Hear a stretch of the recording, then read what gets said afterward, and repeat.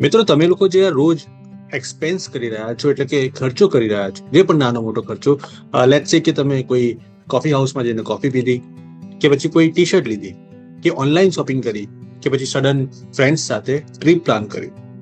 શું તમને ખબર છે કે તમે જે આ ખર્ચો કરી રહ્યા છો, જે એક્સપેન્સ કરી રહ્યા છો, એ શું છે અથવા શેના માટે કરી રહ્યા છો?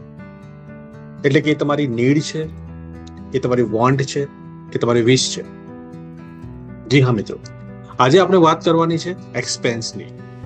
કઈ એક્સપેન્સ કઈ કેટેગરીમાં આવે, જો એ આપણને જાણ હશે તો આપણે એને સારી રીતે મેનેજ કરી શકીશું. તો ચલો સમજીએ આજે એક્સપેન્સને મેનેજ કેવી રીતે કરીશું એના વિશે. નમસ્તે મિત્રો, હું વિવેકાનંદ, મિસ્ટર મોડ્યુલેટર, અને આજની ફાઇનાન્શિયલ મોડ્યુલેશન સિઝનમાં આપણે વાત કરીશું એક સિમ્પલ ફોર્મ્યુલાની. એ ફોર્મ્યુલા છે નીડ, વોન્ટ અને વિશની.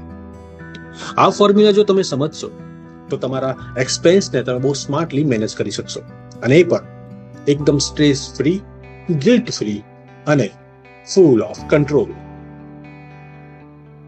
મિત્રો, ફોર્મ્યુલામાં જે પહેલું ફેક્ટર છે એ છે નીડ. નીડ એટલે તમારો બેઝિક ખર્ચો અથવા તો બેઝિક જરૂરિયાત, જેવી કે ફૂડ, રેન્ટ, મોબાઈલ રિચાર્જ, કે પછી ઓફિસ કે કોલેજમાં આવવા જવાનું ભાડું અથવા તો પેટ્રોલનો ખર્ચો, કે જેના વિના તમારું રૂટીન નહીં ચાલે, અને જે જોઈશે એટલે જોઈશે જ. તો તમે જે પણ ઇન્કમ અર્ન કરો છો એમાં એક્સપેન્સ મેનેજમેન્ટમાં સૌથી પહેલું ફેક્ટર જે વાત કરીએ આપણે નીડની, તો સૌથી પહેલો તમારો જે પાર્ટ હોવો જોઈએ એક્સપેન્સનો, એ તમારી નીડ હોવી જોઈએ. એટલે કે પહેલા તમારી નીડ કવર કરો, બાકી બધું એના પછી. તો મિત્રો, સેકન્ડ ફેક્ટર છે વોન્ટ, કે જેના વિના ચાલશે પણ હોય તો મજા આવે. વોન્ટ એટલે તમારા કમ્ફર્ટ ઝોનનો ખર્ચો. નેટફ્લિક્સનું સબસ્ક્રિપ્શન લઈ લો, કે બ્રાન્ડેડ ટી શર્ટ લઈ લો, કાફે હોય કે ફ્રેન્ડ સાથે સીસીડીમાં જવું છે, જેના વિના ચાલે પણ હોય તો લાઈફ થોડી ચીલ લાગે. તો આ બધા જે એક્ઝામ્પલ છે એ છે વોન્ટના, હે ને? તો વોન્ટ હોવું ખરાબ નથી. ઓકે, તો જ્યારે તમે એક્સપેન્સની વાત કરો તો વોન્ટ માટે હંમેશા બજેટ રાખો, અને હંમેશા એને માટે લિમિટ સેટ કરો.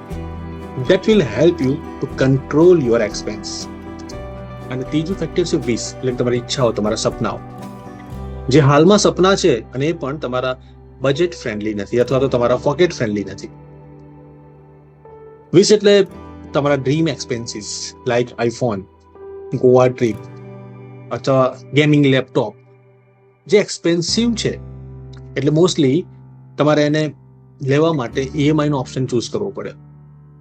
ઓકે, તો દેટ ઇઝ કોલ્ડ ધ વિશ. એટલે વિશ માટે એક સિમ્પલ ફોર્મ્યુલા છે કે વિશ તમે અચીવ કરી શકો છો, પણ એના માટે જોઈએ તમારે માત્ર ધીરજ. ઓકે, વિશ માટે હંમેશા સેવ કરો, બોરો નહીં.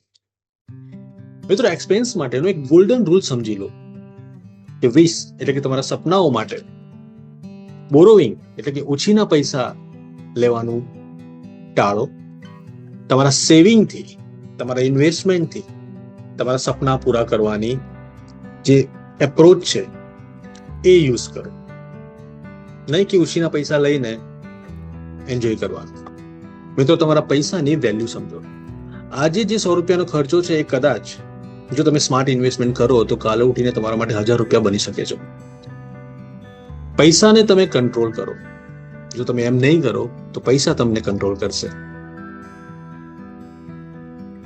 તો મિત્રો, આજથી જ તમારા ખર્ચાને 3 કેટેગરીમાં ડિવાઈડ કરો: નીડ, વોન્ટ અને વિશ.